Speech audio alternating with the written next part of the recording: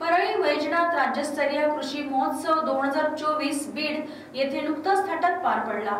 या महोत्सवाला राज्याचे मुख्यमंत्री एकनाथ शिंदे, केंद्रीय कृषी मंत्री शिवराज सिंग चौहान, राज्याचे उपमुख्यमंत्री देवेंद्र फडणवीस, उपमुख्यमंत्री अजित पवार, राज्याचे कृषी मंत्री धनंजय मुंडे, आमदार पंकजा मुंडे आदींची प्रामुख्याने उपस्थिती होती।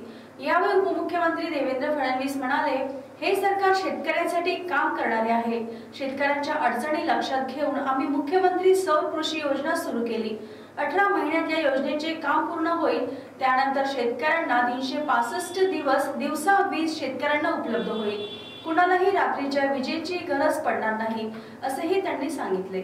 आपण आता आपल्या शेतकऱ्यांना सांगितलंय, यापुढे तुम्हाला विजेचं बिल भरण्याची आवश्यकता नाही आहे। शेतकऱ्यांचं वीज बिल आपण माफ केलंय, पण त्यासोबत अजून एक गोष्ट आपण करतोय। आमचा शेतकरी गेले 25-30 वर्ष म्हणतो, आम्हाला 7 दिवस 365 दिवस दिवसा वीज द्या, अर्धे दिवस आम्हाला रात्रीची वीज मिळते। रात्री शेतामध्ये जाऊन साप विंचूच्या संगतीत शेती करणं फार कठीण आहे, आणि म्हणून आपण निर्णय केला, या ठिकाणी मुख्यमंत्री सौर कृषी वाहिनी योजना तयार केली। मला सांगताना आनंद वाटतो, 12,000 मेगावॅटचं काम आम्ही सुरू केलंय। 18 महिन्यामध्ये काम पूर्ण होणार आहे, आणि त्यानंतर माझ्या शेतकऱ्याला 18 महिन्यानंतर हे काम पूर्ण झाल्यावर 365 दिवस दिवसा वीज आम्ही त्या ठिकाणी देऊ। कोणालाही रात्रीच्या विजेची आवश्यकता या ठिकाणी पडणार नाही।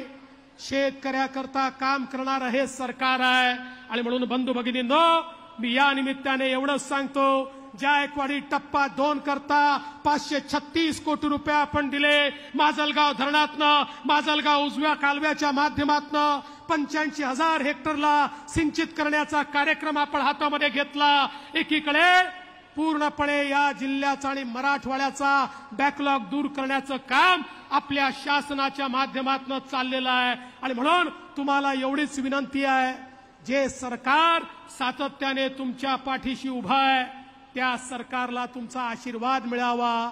आज मी अधिक बोलणार नाही। धनंजय मुंडेजी, तुमचं मनापासून अभिनंदन करतो।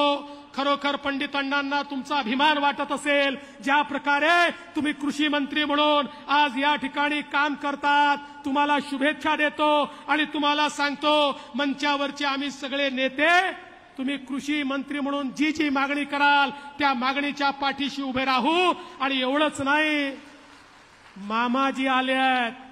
मामाजी बोलणारा व्यक्ती नहीं है, मामाजी करनारा व्यक्ति है। ये करने वाला आदमी है, ये बोलने वाला आदमी नहीं है।